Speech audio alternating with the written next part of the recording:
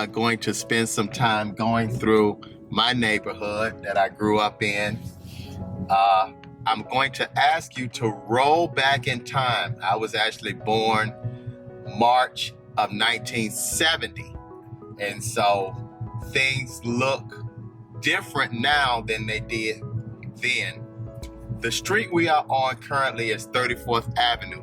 34th Avenue is the one street that goes directly through what we call Parkway. So we grew up in a little city called Parkway, which is just, I'm so proud to say that, I'm from Parkway.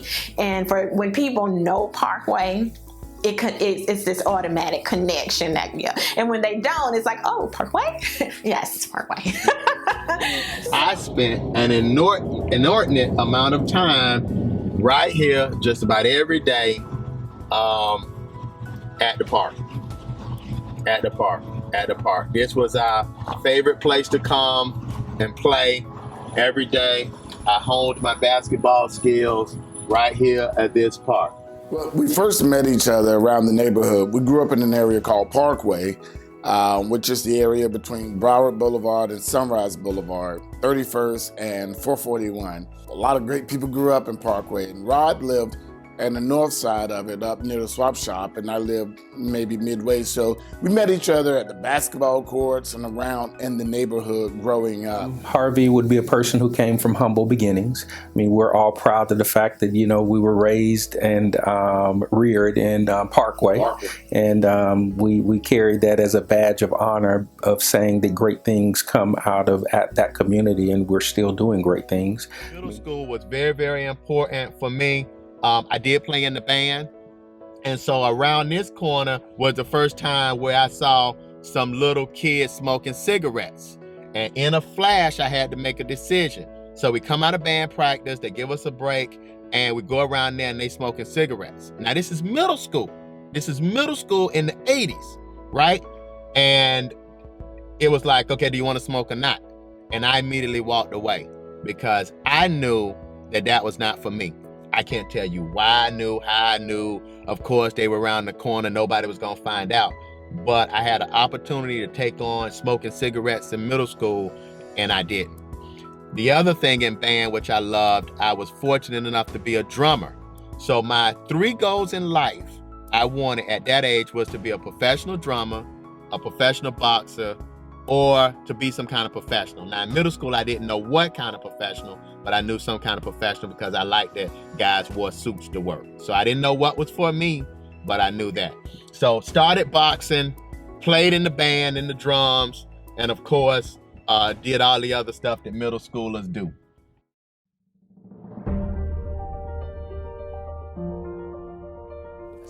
As a young boy, Ronnie was a child that grew up with an ambition. From a very early age, he knew that he was interested in being an accountant, working with figures and numbers. And he was always a child that seemed to be a saver. He didn't waste money, he saved. He was even able to sell candies and things at school in order to earn money. My uncle had the one convenience store directly across from Dillard High. So the business that most etched in my mind is his little convenience store right across. That convenience store, my uncle owned it, my aunt worked at it. It's the only job I've ever known her to have. And on weekends, my mom would work there. So we would go there, my sister and I with mom. She would work at the store to give my uncle some break from the store, and we would be in the store, hanging around, doing stuff. It is also the place I first went to buy my candy to sell at school. And to the point my uncle said, well, you buying up all my candy here, let me just tell you where to go, where I go to get it. And so he took me or showed me where to go, to get my candies. We come from a family of entrepreneurs, so it's kind of like in our DNA, like our ancestors are speaking to us. And so to be specific, our grandfather was actually the first licensed plumber in Broward County, and he was an entrepreneur and did very well at that. And then our uncles, they too were entrepreneurs with their own successful grocery store, and then one was a plumber as well. So this entrepreneurial spirit just really runs in our blood. So I think that that's, he just got it naturally. One of the things that's most important about my sister, and I didn't get it, is she actually was the first to go to college, away to college. I went to the military, came back home, did community college. And she used to always say, y'all don't really understand what it means to be away from college. You don't really get it. And so at the time, I'm like, yeah, okay, all right, go sit down. But I didn't get it till I went to Texas. And I realized when you're the first in your family cutting the teeth of a path of something new, it is pressure. It is new. It is a loneliness. It is a way that nobody else quite understands when you're that person. We call him Ronnie, and I'm his big cousin Ricky. We just a few months apart in age, but we had one thing in common. We had a lot of things in common, but the most basic thing that made us bond was that we both had sisters, but neither one of us had brothers. So we were like brothers, even though we was blood cousins. His mom and my mom and sisters. But that bond, it made us strong. And so when he was hurt, I was hurt. And when I was hurt, he was hurt. They were very close because they enjoyed the same type of activity, which was going fishing. And every opportunity they would get, on the weekends, they would find a place nearby because they would walk with their fishing poles and their buckets and their baits and things they needed to fish. And they spent time together fishing. And also when we had holidays, they would be together, and of course they both enjoyed eating. He and I were so close until when it was time for him to go to school. That's the first time we actually seen him act out. And it was like, man, Rod is not acting right. His mom said something wrong with Rod. And when they found out, that actually was wrong. And he wanted to go to school with me. And those years he came to school with me, those few years, it was like having my brother with me. But that's how inseparable we were as kids, So it was like my brother. As a child, he was always very sure and very certain about what he wanted to do. He had this relentless pursuit of being a CPA. So he was involved in organizations at school like DECA and Academy of Finance. He wasn't handed anything. He knew that anything he wanted, he had to work hard for. And I think that's growing up in Parkway, that work ethic that you see just so that permeates from him now. He's always working and knowing that he has to work hard to get what he wants. My youngest child, a baby girl, she's in debate, and she said, one of the things I like about my dad is he works hard to be successful. It not only impacted me that she said that, it impacted me that she's paid enough attention to realize that.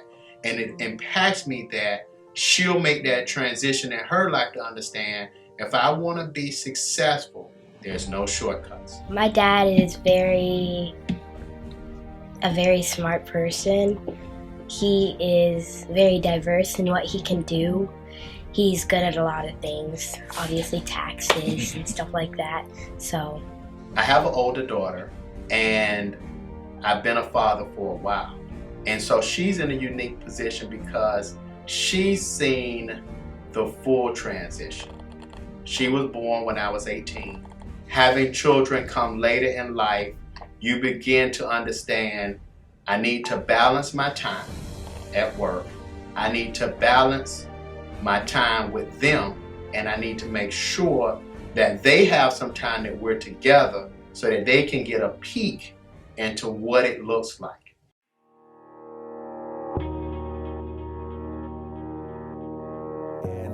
being in your sophomore year in high school and participating in this particular program, it was a game changer.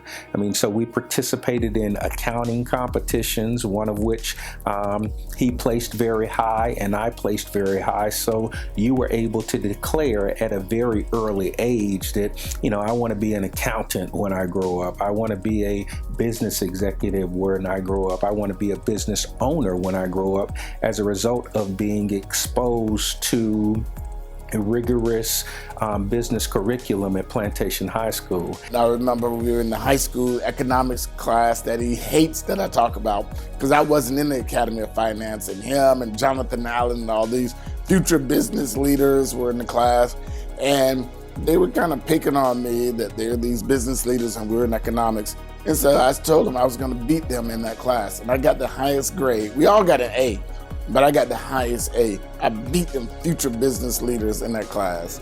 I have one friend who just about once or twice a year will remind me of an economics grade that we got back in, I think we took economics in 10th or 12th grade.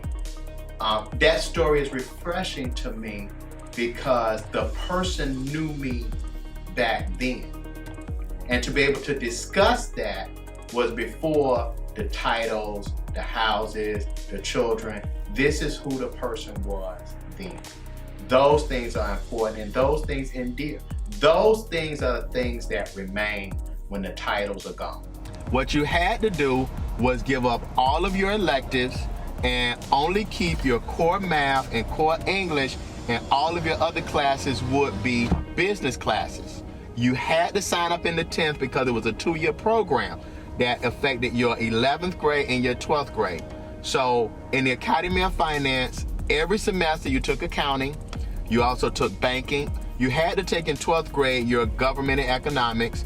We also took marketing, and we also did the stock market game, and we also went to New York. All of this was already scheduled. And so I got into the accounting field around by the Academy of Finance, and I was in the inaugural program, the kickoff of it. And so the professor came to me and she said 2 things that really touched me. She says, you can't ask no question in class, because if you ask a question, they're gonna be blown, because you already on week 12 and I'm still teaching week 8 or week 7.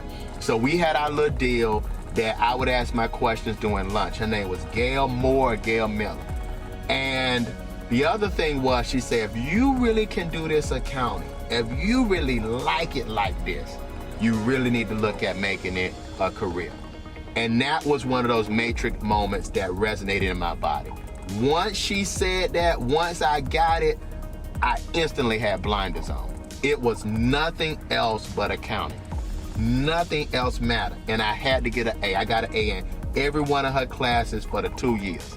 It was no other grade in her class but an A. And how could I not get an A when I was 4 weeks ahead of the whole class? Ronnie, he was always focused. You know, I remember when we were kids, well, as we were like in high school, you know, summertime came. And, you know, so, you know, school's out. It's time to throw it up. Not Ronnie, he wanted to work at the bank, intern at the bank. And to me, it was like, bro, you got to be crazy. But little did I know, you know, he was setting up his future.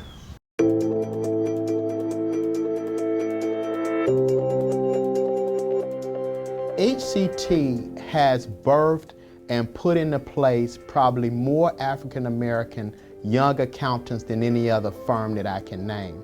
He has the experience of the big accounting firm, and he took a leap of faith and started his own firm. And to do that and to be in the game for 20 years, I think is a testimony to his drive, to his determination, and his commitment to developing business acumen. He says you're the first employee. Yes, I am the first. How was that experience?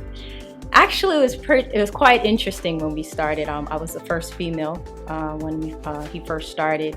There was 3 of us in this very small little office. There are a litany of young accountants out there that he has helped, mentored, given jobs to. There are a lot of people that, you know, they needed work, and Mr. Harvey found them something to do, whether by some contract work, hooked them up with a job.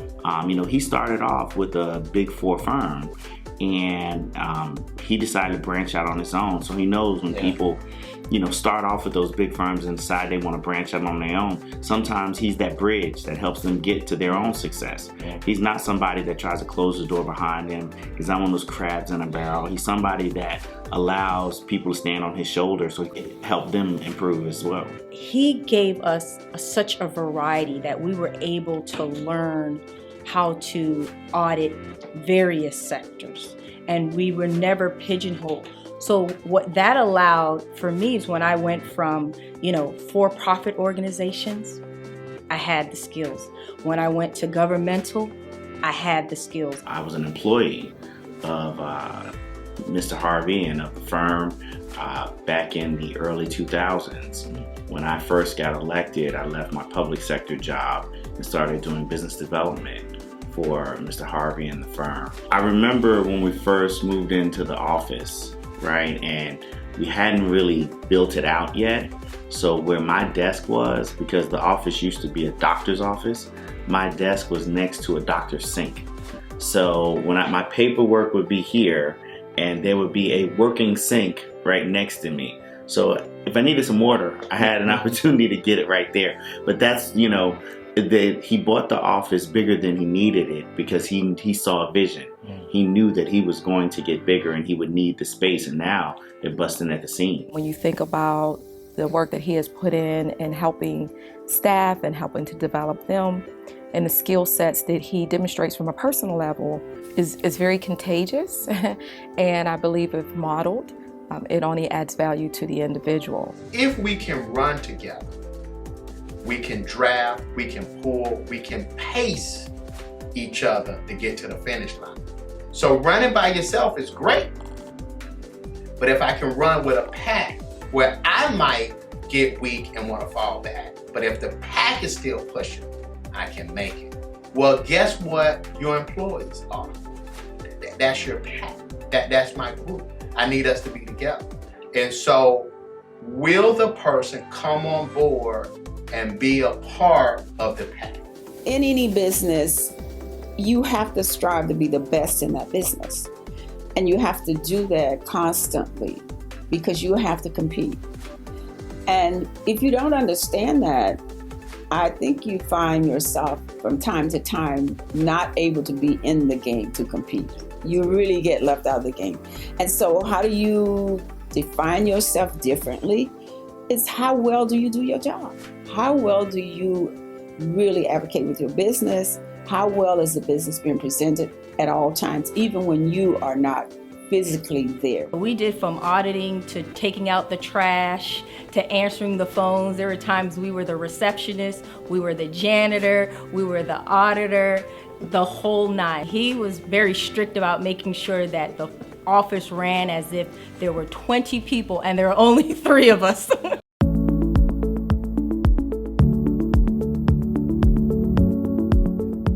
He was never the one to say, okay, I'm just supervising and I'm just delegating. I've worked on audits where we were elbow to elbow, literally. When the lottery came in, it was no different. If he had to help, if he had to put his hand in it, if he had to make sure the success of it, he did it. That contract still is the most exciting contract we've had. Words cannot speak how we felt at that time to be awarded the contract to monitor the lottery. If I'm 70 years old and I'm sitting talking to my grandchildren, I can say, believe it or not, Grandpa used to certify the lottery. And they're like, Grandpa, come on, stop it. You got to stop it with these stories. Like, I want to know stories. Right, so I'm telling people, man, y'all got to watch the Florida lottery when the ball bounce, because this my cousin right here, boy. You understand this? So when the ball drop and everything, they get the number, look at the bottom right there, and it's going to say Roderick Harvey. You know what I'm saying? That boy from Lauderdale, Parkway. You know what I mean? Get your chips right, because he got it together. You know what I'm saying? I think that was one of his greatest accomplishments because, there's several people bidding for this. So, and for you to be selected, I was extremely proud of him. Contracts like that put you in a place where you say, okay, we can do this. However we do it, we do it. And so people begin to pick up on it. The universe begins to pick up on it. And now it becomes a self-fulfilling prophecy, because as you walk, as you talk, you become. When people refer to him as Mr. Harvey because he has a structure about it, and he wants to build a image, and he wants people to understand that this is a professional establishment. We had to call each other by our last names. So he would, pull me aside and he'll say, Miss Casey, listen, you're smart, you can do it. I need you to go up there, fake it till you make it. So our dad and mom personally just grew us up knowing that we always have to respect adults and respect our elders, so we can never call them by their first names. We call them Mrs., Mr., so that's how we've grown up respectfully. Our dad even does it to younger people. He just has that aspect of respect for everybody, and everybody deserves that respect, and that's what he's taught us. He applied came in to be interviewed for a job, which was actually the auditors for the city of Miami Gardens, and the city had, went out and advertised, and he came with his staff to present to the council, and that was my first really meeting him when he came with his staff. What did you think of when he first came? Yeah, I was like, wow, I like this guy, because he came, he was really prepared, did a wonderful interview. Actually, it was more of a presentation to the council. And he was dressed just to the 10. I was very impressed with him, his professionalism and how he presented.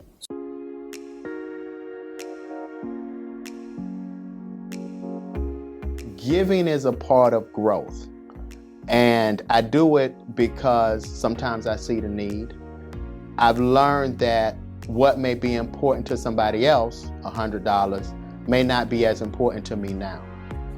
The other thing about giving that I've learned over the years, especially as I gotten older, is the ability to give allows you to touch people in ways that words don't. I believe that giving to family, close friends, people in need is a part of developing you and developing the community. Iron strengthens iron, so we try to motivate one another to accomplish, great things and to do great things for our county and for our community. So I think that he's not only a good business person, he's a great community servant as well. From the time that we finished college, Harvey has been there with the community service to reach back. He does the free accounting for the different programs that we have. He's out there. If we're doing a community cleanup, he's out there with a t-shirt on, cleaning up. He's volunteering and coming and doing financial services for people and really just doing whatever it takes. I would have to say that he definitely had a vision, and his vision was to have multiple offices, to be one of the best minority firms, in South Florida. And I think I know he accomplished that, hence why we're having this interview. But he always saw himself bigger than what we were. He's like an engine that does not stop. And he's committed to whatever he does, seeing it through, and he's going to make sure it gets done. He was a very good leader, and we trusted that, which is why we followed him and we stayed in the company and we worked hard, and because we saw it not just as this is, Harvey Branker or Harvey Covington, we saw it as this is our firm too. We want to be an American brand that can be trusted, that can be in the community, and can continue to be a foundation, that can be fertilizer to the community, that can continue to provide services, but at a high level. I do believe that as he go along, he's going to reach out to other people, because he has a desire to help people coming along, young people, teenagers and young starting out accountants that want to follow his example. He has a heart for those people, and he wants to see them move forward. So he's not a person that would put his foot down and hold anybody else down. He wants to see other people succeed. This year, being 2020 and hitting 20 years, brings in some creative thought. What do you do going forward? Being the age that I am brings in some creative thought. What we're looking to do is to replicate our success with multiple brands and multiple locations under our platform. It was an amazing ride. That's all I can say. I had a great time. Also, I want to know, does he still carry his lunchbox? Let me tell you, I worked for him for like 5 years, okay? And every day for 5 years, he had that blue lunchbox. I think it was blue and gray. I want to know. Rod does what he says he's going to do. He kept on that path, and now we're here today celebrating the success of his firm, because back in economics class, he said he was going to do this. I'm just excited that he could stick around and teach us the ways of life so we don't do bad decisions that will cost us life. For the people who let us do a tax return for $100, for the people who let us do audits for $500, $1,000, $4,000, God bless them. Because without those people, you never get to lock.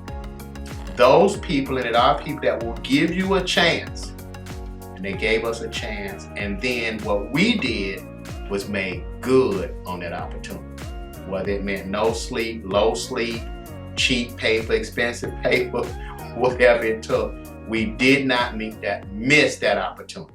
Ronnie, congratulations on your 20-year business, being in business as a public accountant, certified accountant, as a financial advisor, and as a businessman. Congratulations, Rod, on 20 years of HCT, 20 years of making it happen. So, Mr. Roderick Harvey, CPA, CVA, I would like to wish you a very, very happy 20th anniversary. I am very, very proud to say that I know you, and that I was able to personally and professionally observe your work when you were the auditors for, your company was the auditors for the City of Miami Gardens. I was just absolutely impressed. Mr. Roderick Harvey, I would like to congratulate you on 20 years of being the founding member of HCT, the managing partner of HCT, and I wish you only the best, and we look forward to celebrating another 20 years of service in the future. I am so proud and so thankful for the determination that he showed down through the years, that he was not going to give in or give up. Rod, I'm so proud of you that you've made it 20 years, but this is only the beginning. I mean, you've done tremendous work in the community. You've done tremendous work for me personally. You've done tremendous work for my businesses. I think 20 years is only the beginning. As long as you keep that philosophy I told you years ago, I ain't gonna pay the government and pay you. Oh, Roderick Harvey, I am so proud to be your sister and to have you as a big brother, even though I'm the little sister, you know. I'm the little big sister. But you have done well. You've accomplished more than what we've ever imagined, and we know that you're only going to accomplish even more. The future is yours to write, and I know that you're going to do that and do that well. Congrats, Dad, on 20-year anniversary of HCT. I'm so proud of you. Thank you. I love you, Daddy. Congratulations on 20 years of business. Keep it going. I love you. I use this company, HCT. I use my life, I use my situations, hoping that I can meet the standard of Dad. And I believe with all my heart that if I meet the standard of Father, that when I stand in that line in the pearly gates, that I will meet the standard of my Heavenly Father. Thank you so much. We just really want to work hard to make Father proud.